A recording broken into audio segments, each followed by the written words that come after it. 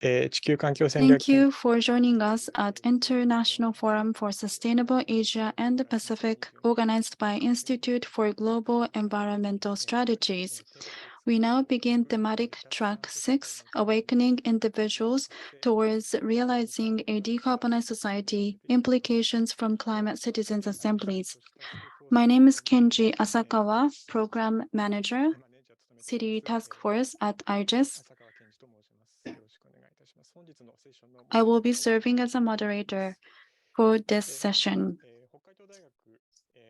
We are joined by Professor Naoyuki Mikami, Associate Professor at Institute for the Advancement of Higher Education at Hokkaido University, who is also conducting research at Newcastle University in the UK. And we are also joined by Dr. Mikiko Kainuma, Research Advisor at IGES, and also Dr. Atsushi Watabe, Program Director of Sustainable Consumption and Production at IGES. Thank you very much for joining us in your busy schedule.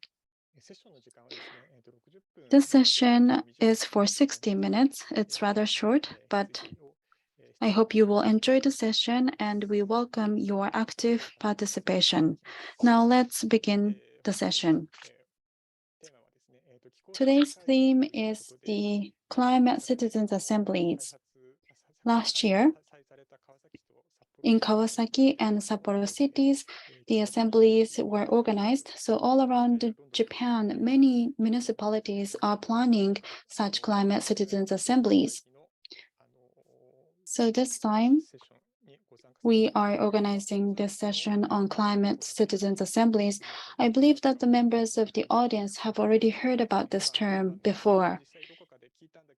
But maybe you have heard about it, but you don't know what exactly you should do about the assemblies. And you may be interested in this, but you don't know what should be the focus. So I think that the audience have these questions.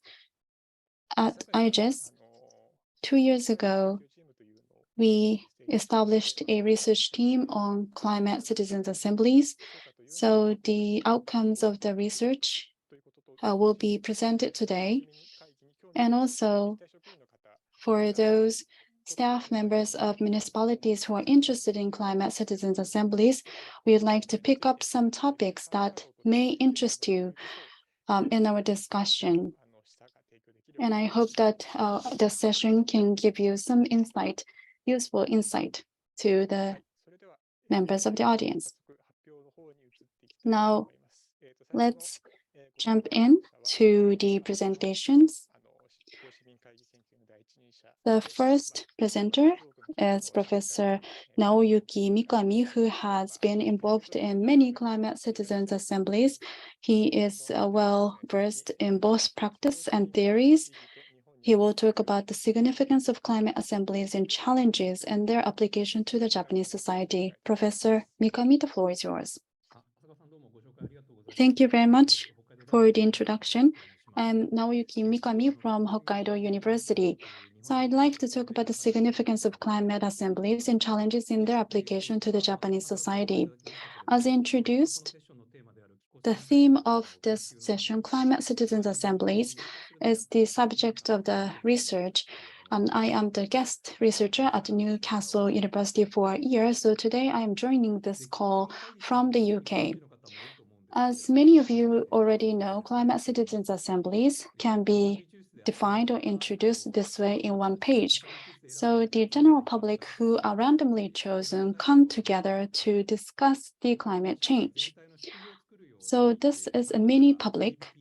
So it is usually the people are selected by drawing randomly, and for weeks or for months, they have focused discussion, thorough discussion on climate change, and their discussions will be reflected in the policies of the government, local and national. And about 3 years ago, these assemblies started to be organized in Europe. For example, in France, the general public had a strong intention to have this assembly, and President Macron organized the citizens' assemblies on a national level. 150 people were selected randomly, and for 9 months, they gathered together in the capital of Paris many times, and then 149 recommendations were finally suggested to President. And last summer, the new law based on these recommendations were already enacted. Now, on the UK, it's quite unique there because the council, the parliament organized the assembly, and then the result was utilized in the discussion in the parliament. And other than that, in Scotland and in Germany, climate citizens' assemblies took place. On a local government level, numerous climate citizens' assemblies have already taken place in Europe. So these are the movements in Europe, and our research group, since the beginning of these movements in 2019, we have been watching very closely, and we've been thinking about what we can do to implement this. And we decided to hold one climate citizens assembly in Japan. So Sapporo city staff and also private organizations, citizens organizations worked together and created the local climate citizens assemblies from November to December 2020.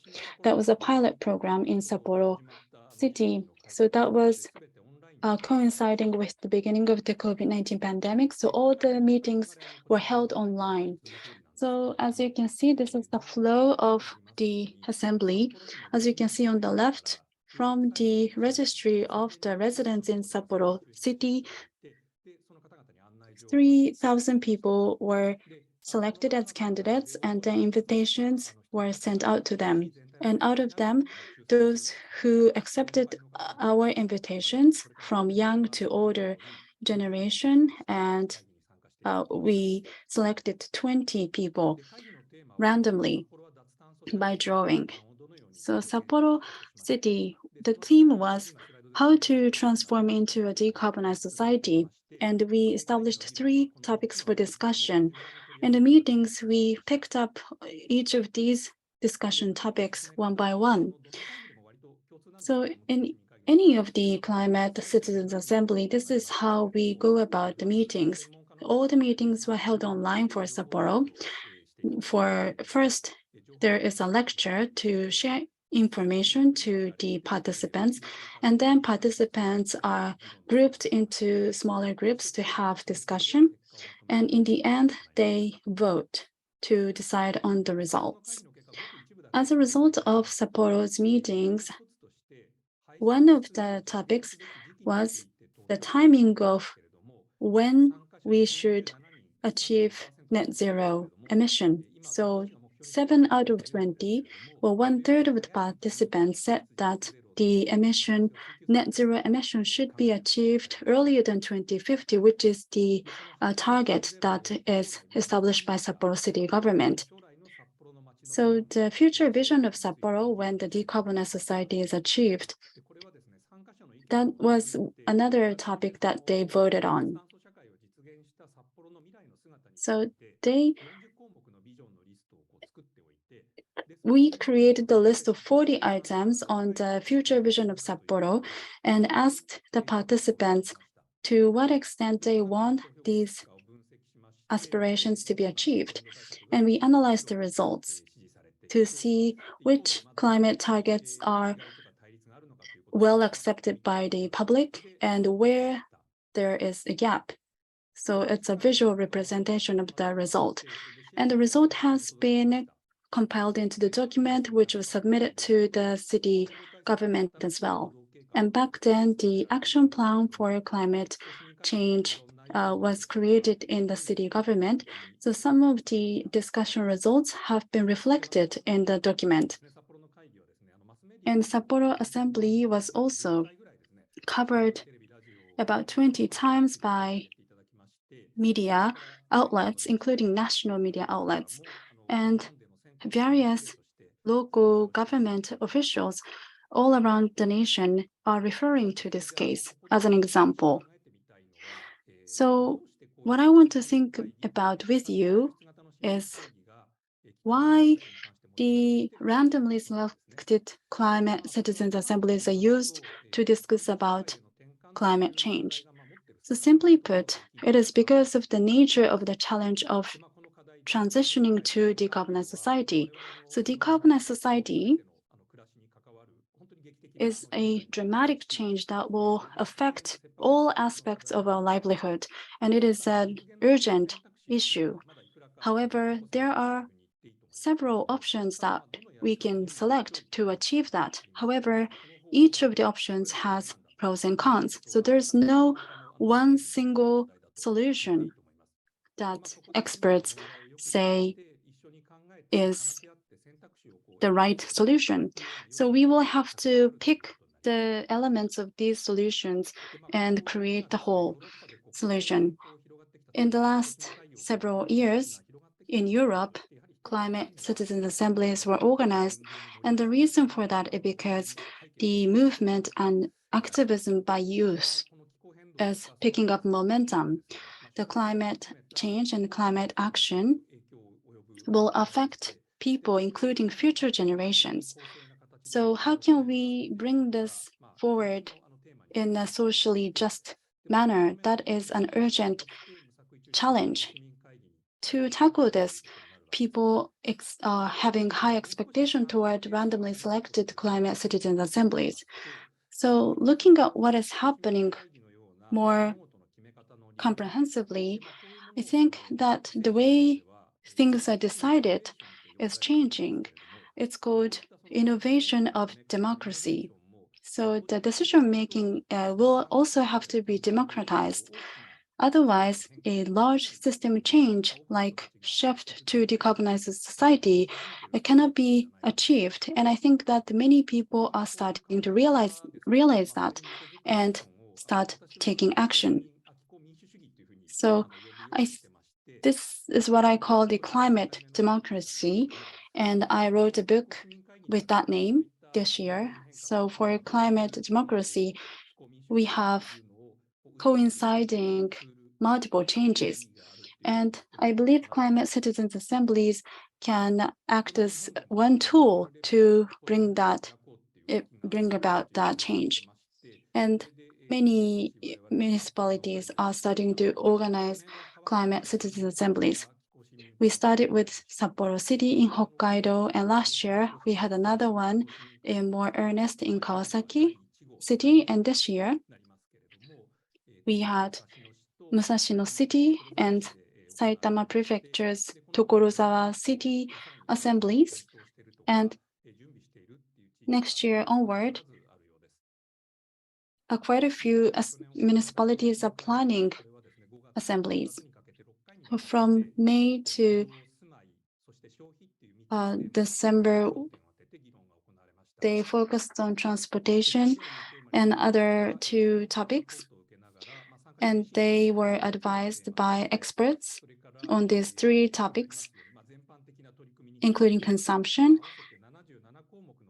They came up with 77 recommendations as a result, following the voting by the participants. And the result was submitted to Kawasaki City Mayor. This year in Musashino City, this is the very first by the administration, and it started in July. On the 22nd of November, the last round of meeting took place. And as a result, the city is creating the action guidance called Musashino City Action Guidance. So they will be creating this action plan for the city residents. So in Sapporo City and Kawasaki City, the emission reduction related to lifestyle was discussed, and based on the advice by experts, they talked about what changes are required to reduce emission and what would be the effective mechanism to make that change. And the results were compiled as policy draft or policy options. And with voting, we were able to see how much the result was endorsed by the participants. And in Climate Citizens Assembly is a mini public. So the general public take part in the process where they can contribute. And another effect of the meeting is in case of Sapporo and Kawasaki, their results are used in policy making. And in Musashino City and Tokorozawa City, these assemblies experiences are utilized in policy making as well. But some challenges still remain. The policy decision and initiative of the community, how can the assemblies influence them going forward? That is another challenge. And also, how can we bring about changes? And how can the assemblies be connected to policy making? So decision-making process is changing in Japan.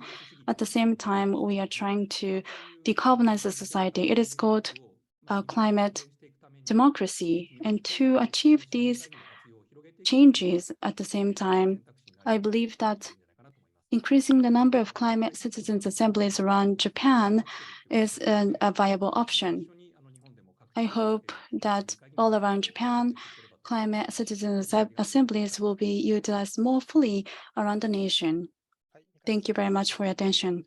Thank you, Professor Mikami. So as a framing at the beginning of the session, I talked about how climate citizens assemblies are processed, and you also talked about the cases in Japan. So there are challenges for applying them to Japan, and you pointed out these challenges. For municipalities, I think that some of these challenges can be high hurdles to overcome, but we would like to discuss them later in discussion. So Professor Mikami, you said that climate citizens assemblies can give input to policymaking, but at the same time, climate citizens assemblies should have other values as well. So I think they will be talked about by the next presenter. We have Watabe, Program Director from IGES.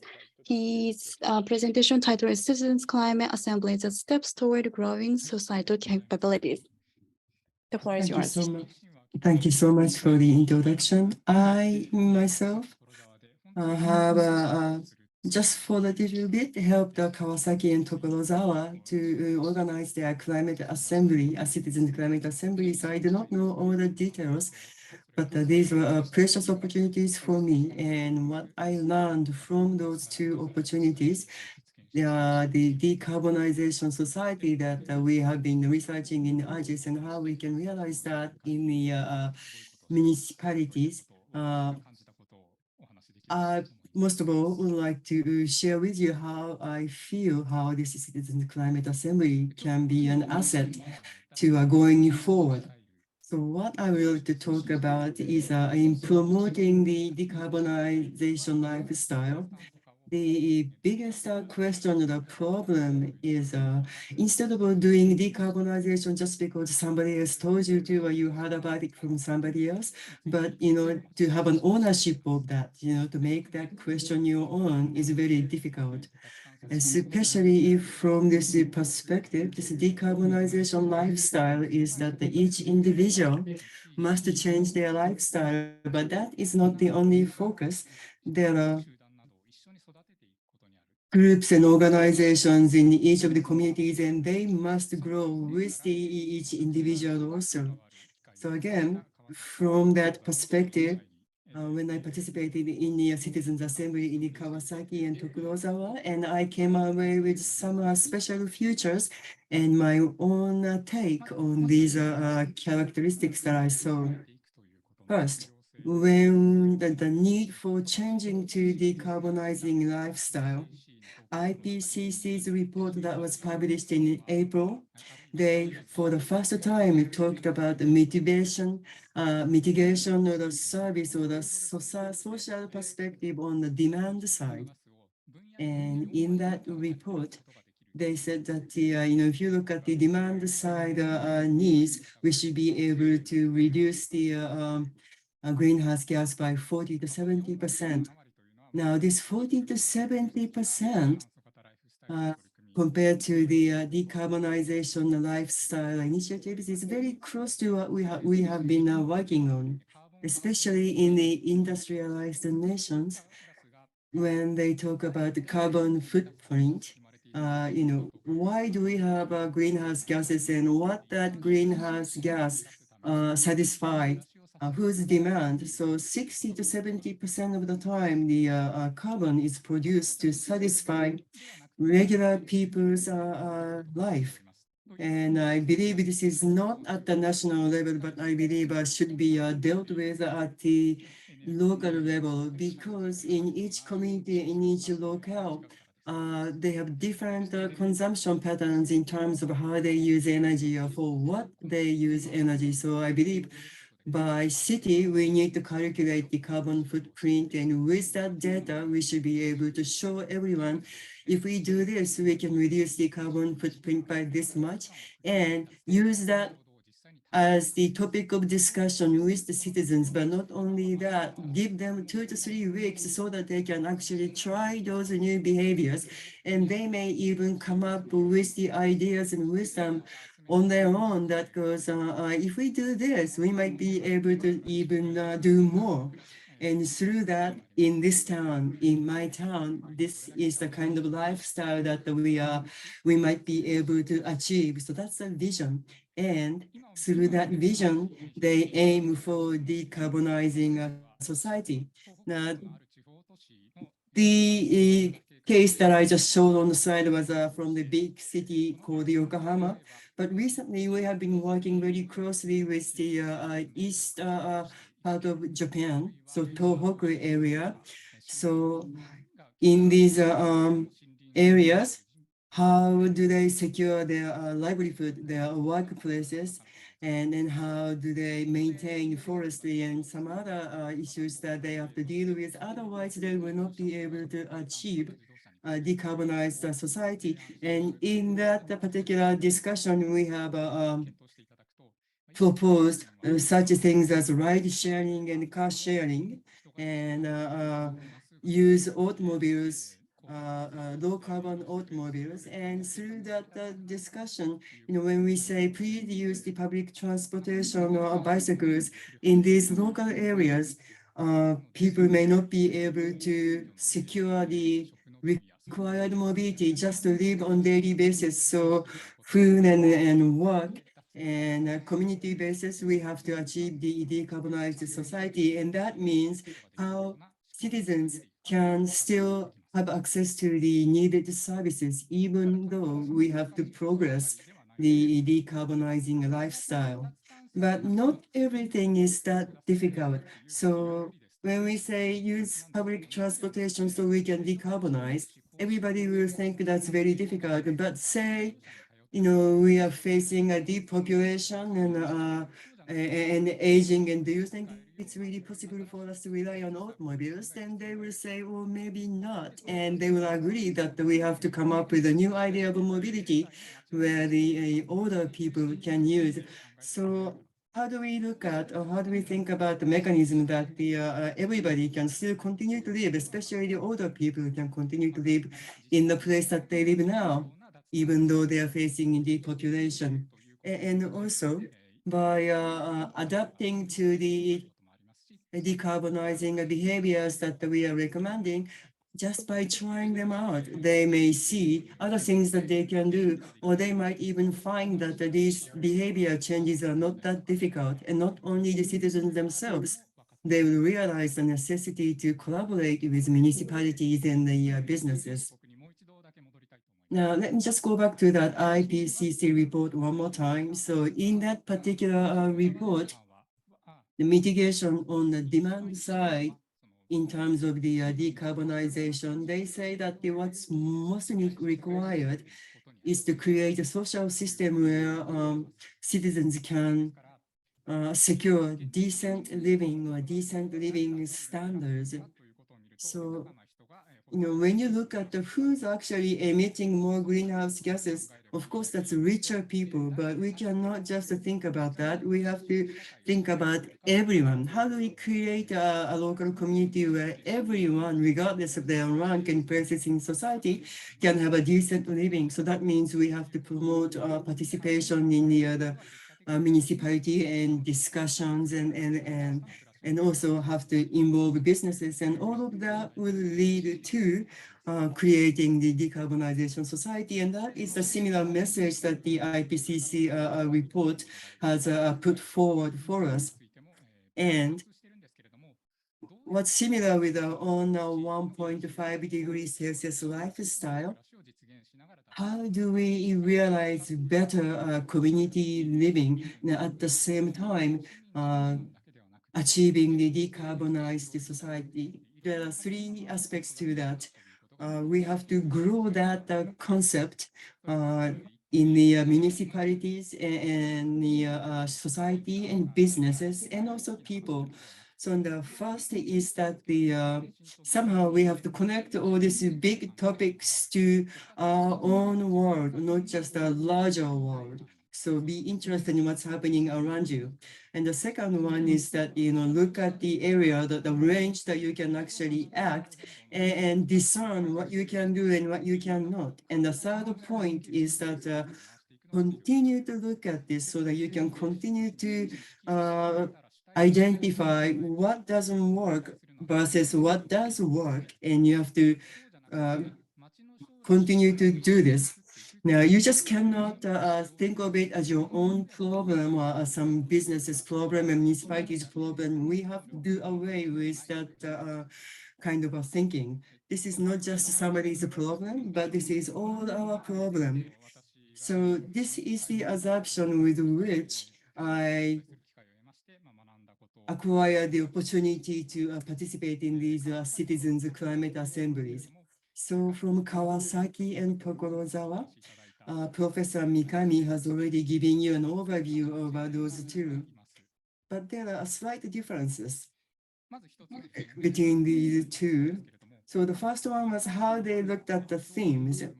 So transport or mobility, housing, and also for Tokorozawa, they also looked at the local products and food. So those are topics that are very close to their own lives. But in Kawasaki, they picked one theme and they had multiple assemblies to dig deeper into this topic. And in between those meetings, they invited experts in that field to give them some information sharing and education.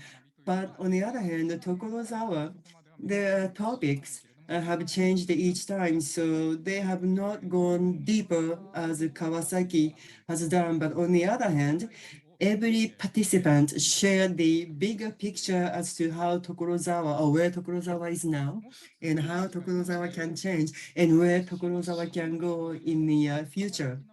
And one slight difference is that how the city itself participated.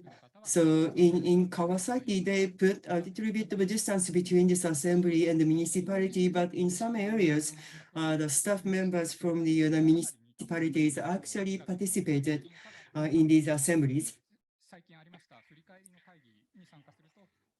And as I participated in the review meeting that they just held recently in Kawasaki, I think the more is coming out of the Citizens Assembly. On the other hand, Tokorozawa, the Citizens Climate Assembly is incorporated into the municipal activities, and to participate with that, the municipality staff have used their weekends to take training to become facilitators, and I saw how good facilitators they had become.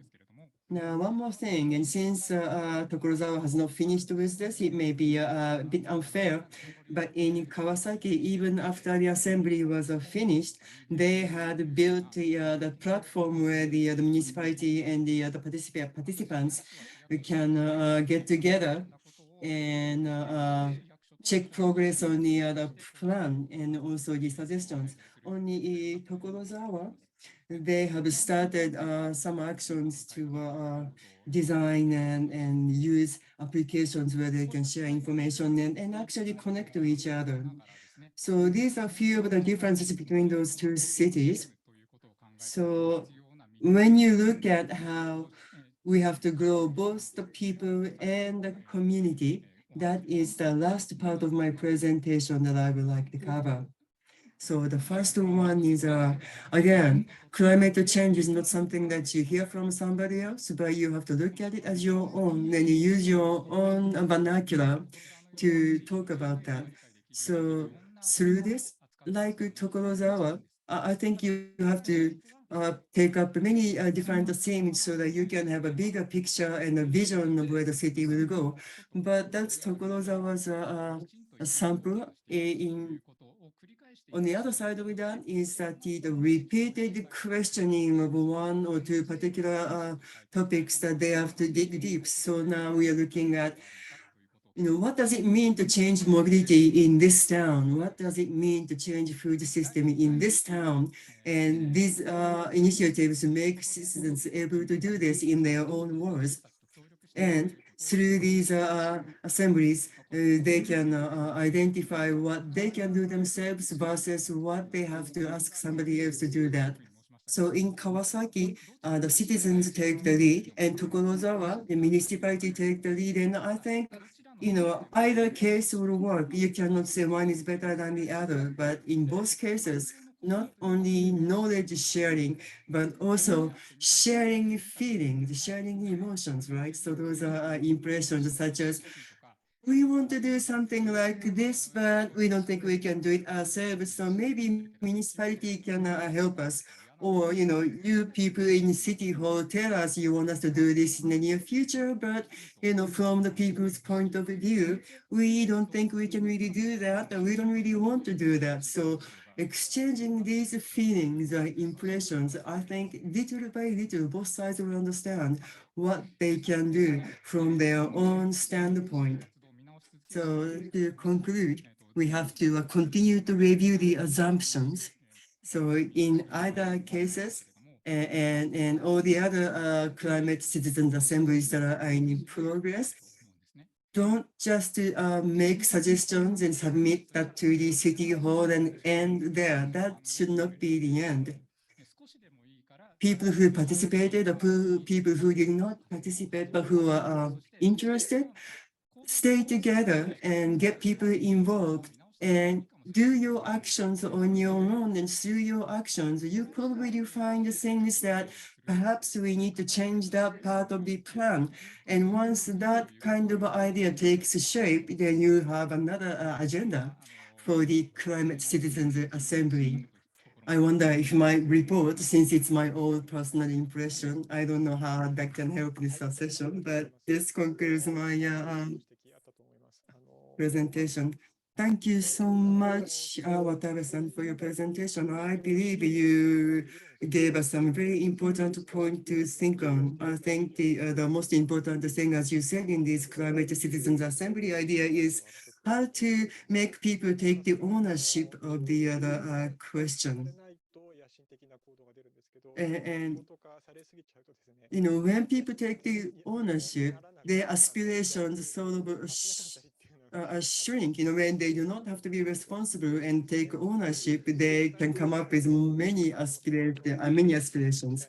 But anyway, thank you so much for your presentation. I think all the efforts on the side of the municipalities and on the side of the people joining those assemblies, these were advanced experiences from the Kawasaki and Tokorozawa. I think we like to go to Ms. Kainuma next. Kainuma sensei, please.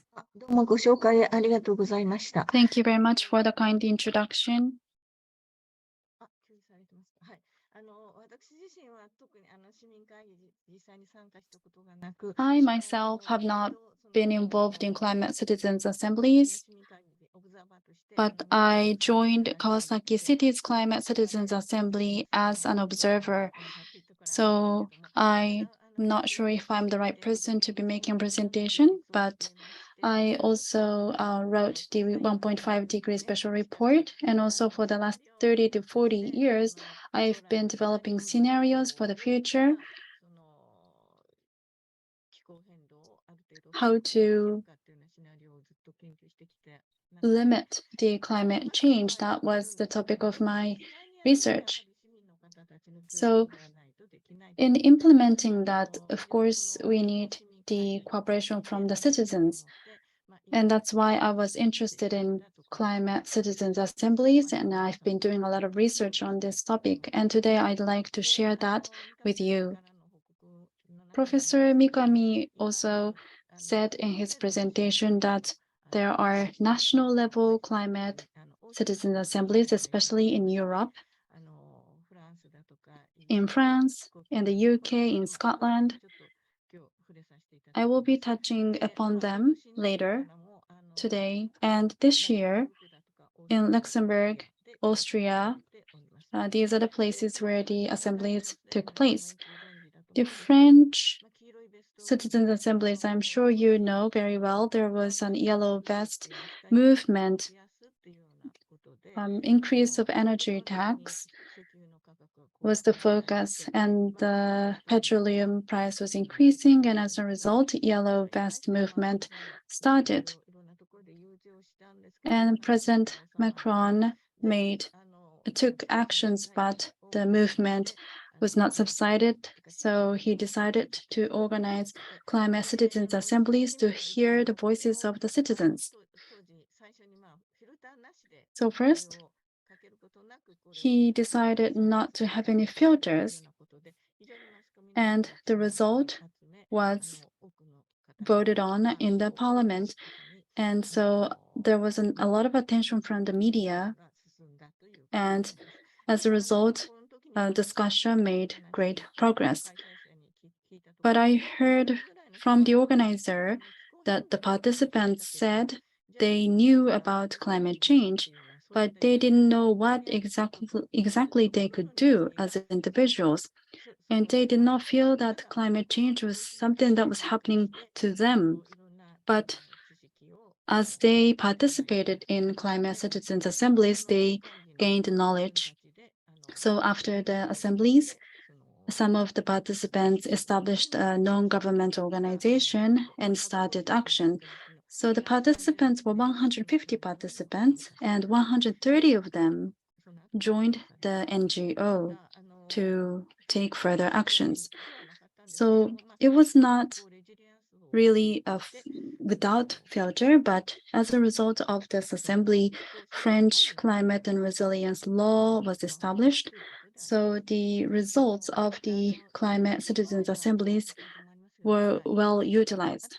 In case of the UK, the parliament is driving the assembly, and Extinction Rebellion is the social activist which demanded climate citizens assemblies.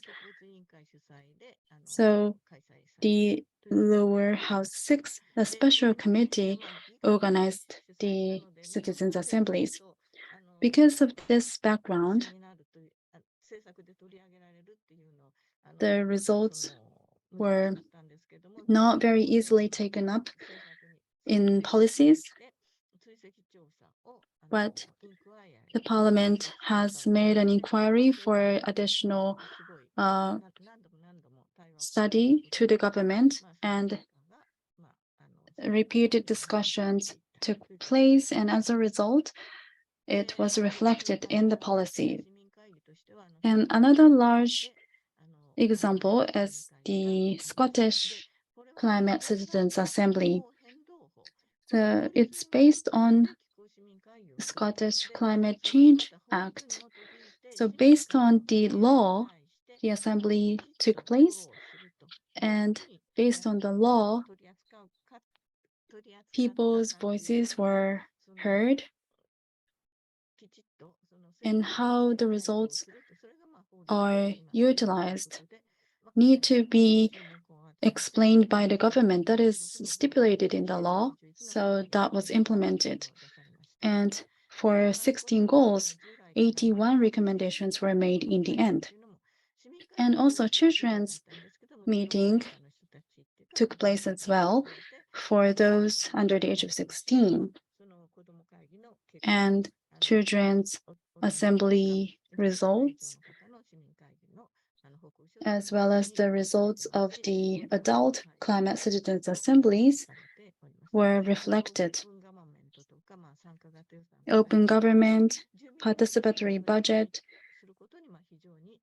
they focused on incorporating residents' opinions. In the UK,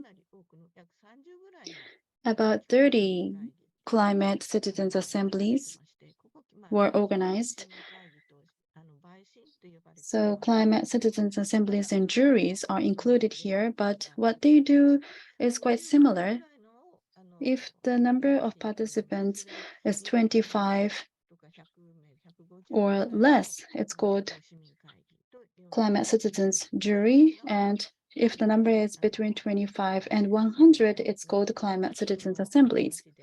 And participants are selected randomly in the town or in the state to reflect the entire population of that particular region. One of the examples is Oxford Climate Citizens Assembly. In Oxford, 50 people. In the end, 42 people remained until the end of the process. But at the beginning, 50 people were selected in the Citizens Assembly. And Oxford also had a citizens jury with smaller number of people. So I'd like to share with you what they did in the assembly and the jury. Their mission is to discuss whether or not they should achieve net zero before 2050. And what kind of trade-off are they prepared to make? The council was the organizer of this assembly and jury to discuss this topic. For the jury, it was held with a university to talk about air population and climate action. So their mission was to explore a mobility for people in Oxford, which is climate friendly and good for health. In Oxford, in some areas, the transportation is already quite restricted, and people who come from other parts to Oxford cannot easily go into this city. So people are already feeling inconvenience in their life. But to achieve net zero, they understand that such inconvenience needs to be accepted. So that was one aspect that they discussed. 16 people were selected. An earlier facilitation was mentioned. There were 2 facilitators, professional facilitators, and 2 facilitators from university. So all the 4 subgroups had 1 facilitator each. In the university, public seminars had been going on, and the university asked the jury to be organized, and that was the reason why it was established. And some of the things that we have to be careful about when it comes to climate citizens assemblies and juries is to define the objective and the result clearly. So President Macron decided not to apply any filter. In the end, there was a filter, but it's very important to clarify the objective and the result. And also, we need the attention from the media to increase the interest of the general public. But when you explain topics to the general public, you need to take time to explain the topics and have several rounds of meetings with them. That is another important point that I learned from the participants. And so another point is it is called a mini public. So we have to select participants who represent the region. But in some cases, random selection may be difficult. If that's the case, then some investigator who knows the area very well can identify the candidates. But in principle, you should have a group of people who can represent the population of the town or region. And then by so doing, you can compile the opinions of the whole population in a way. And then you can start with the draft document, or you can start with the discussion to formulate the document in the downstream process. It depends on the facilitation. And facilitators, trained facilitators,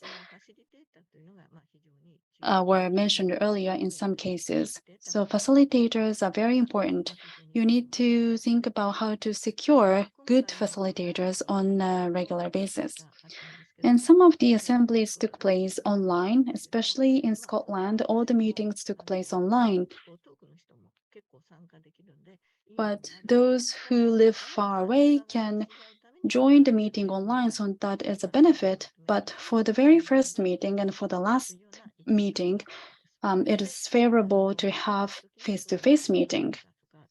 And when you have meetings, you need to ensure transparency and disclosure of information, and also not just from participants, you need to send out information to the wider general public. We have tools that we can use online as well. So the information needs to be communicated to the wider public. And recommendations are created by the participants, the general public, but of course, experts sometimes help with the recommendation making. And the recommendations in the case of the UK were used in the strategic plan called 10-point plan.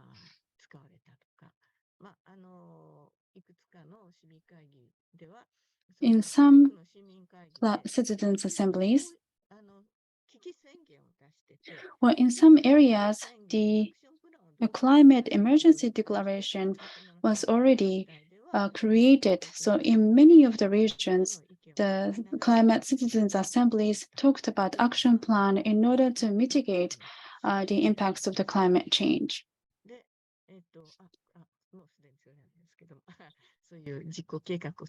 So when the municipalities created action plans, they utilized climate citizens' assemblies.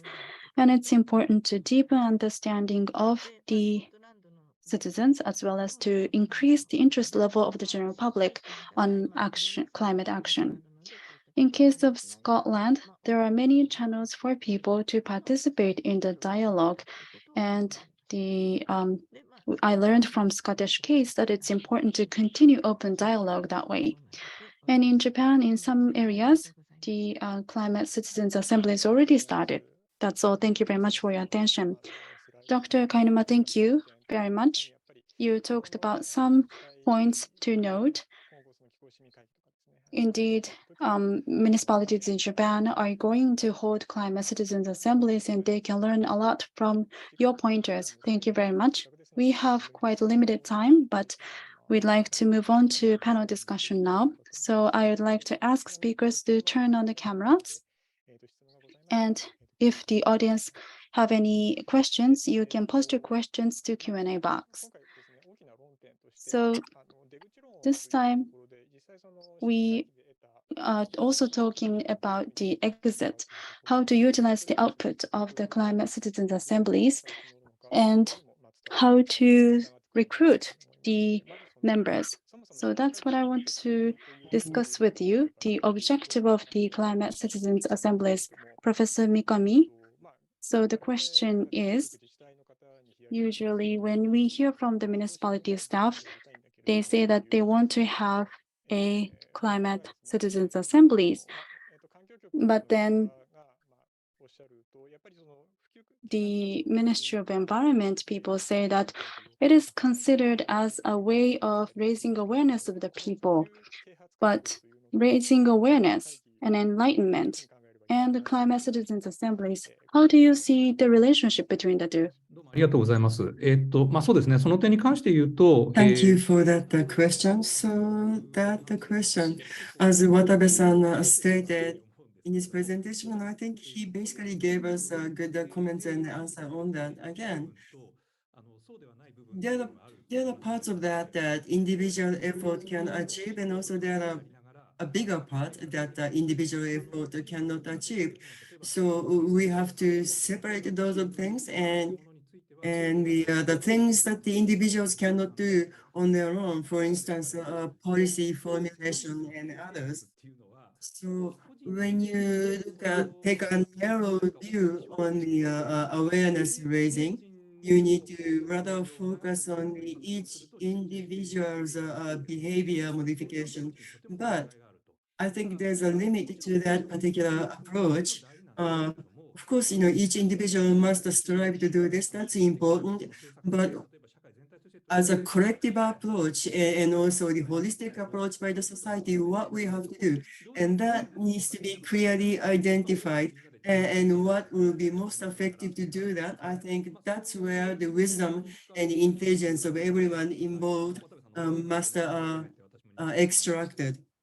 So that's something that I one more time affirmed with myself from Watabe-san's talk. Yes, impact to policy formulation is important, and also have to be transparent as to how citizens' comments and opinions can change or influence the policy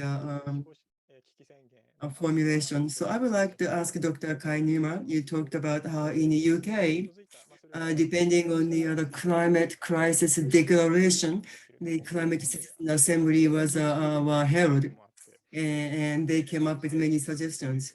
And in Japan also, quite a few municipalities came up with the climate declaration, crisis declaration.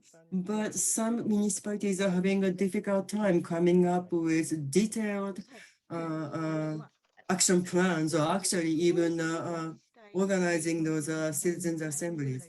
Thank you for that. Yes, in the UK, there are about 30 or so municipalities, and they all have declared a climate crisis. And I think the situations are basically the same between the UK and Japan. So we declared climate crisis, but now what, now what do we do? So now they are all trying to formulate the action plans.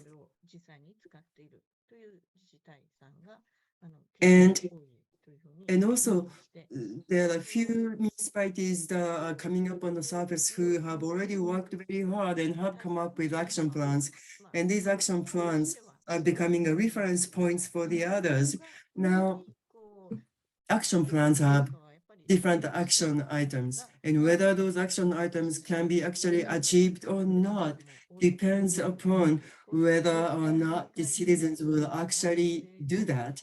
So while conducting those climate citizens assemblies are important, I think the public communications, or the PR, if you will, should be a significant part of facilitating all this endeavor. Thank you so much. So looking at the examples from the Europe, the municipality organizations are very well woven together. They're very well constructed. And I think for us in Japan to emanate that will be a sort of a difficult thing to do. Just may I say one more thing?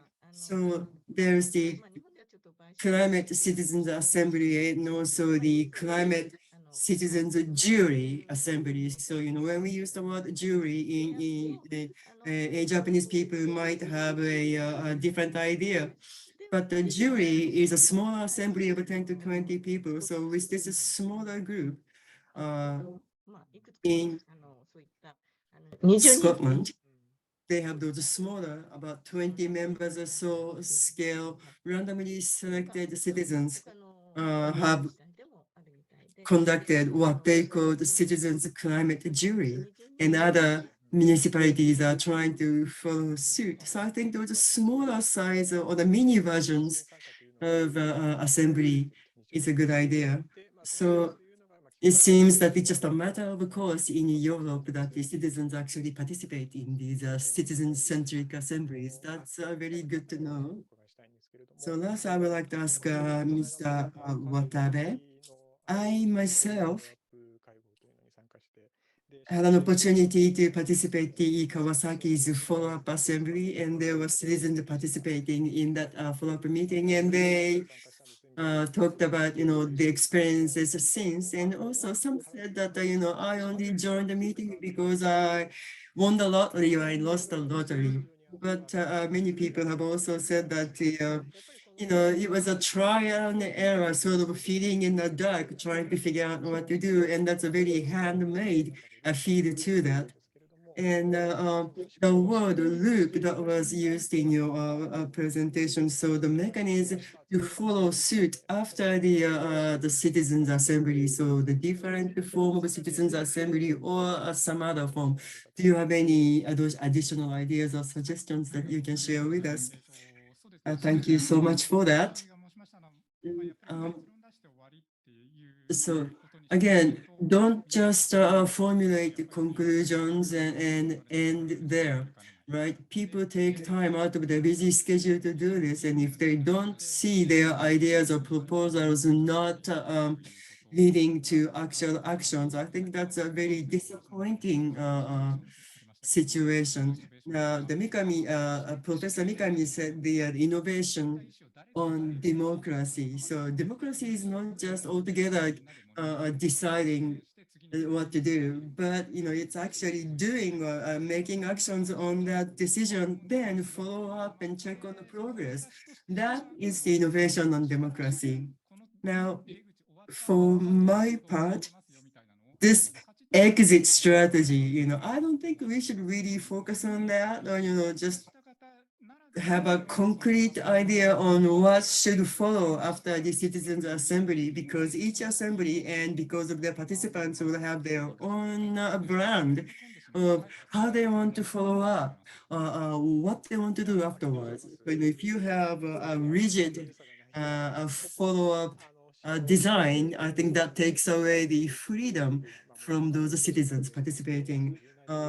Thank you so much for that. Yes, flexibility, I believe, is one of the key. I think we have to allow those citizens to freedom to talk about that. There's a question from the floor. What would be inappropriate topics that might be discussed in the citizens' assemblies? So, Professor Mikami, do you have any idea about the various non-relevant topics? Thank you for that. I don't think really there is no holes barred, right? We should not say we shouldn't talk about that because it's a microcosm of the society and many different people from different walks of life join these assemblies. So I think the first step is to select a topic where all those people from different walks of life can agree on this is the topic that we want to talk about. So if I can say one thing about what may not be a good idea to talk about, something that's purely technological, advanced technology, because general public might say, oh, that's just a new technology, but topics or agendas that raise questions about the value systems of the citizens, or how something might influence the citizens. I think that probably will be more valuable agendas for the citizens to talk about. Thank you so much. We are just now getting going on this discussion, and I can see that we have already spent all of the 1 hour that was reserved for this session. But anyway, thank you so much for the speakers for these presentations. This ISAC 2022 will go on until the 5th of December.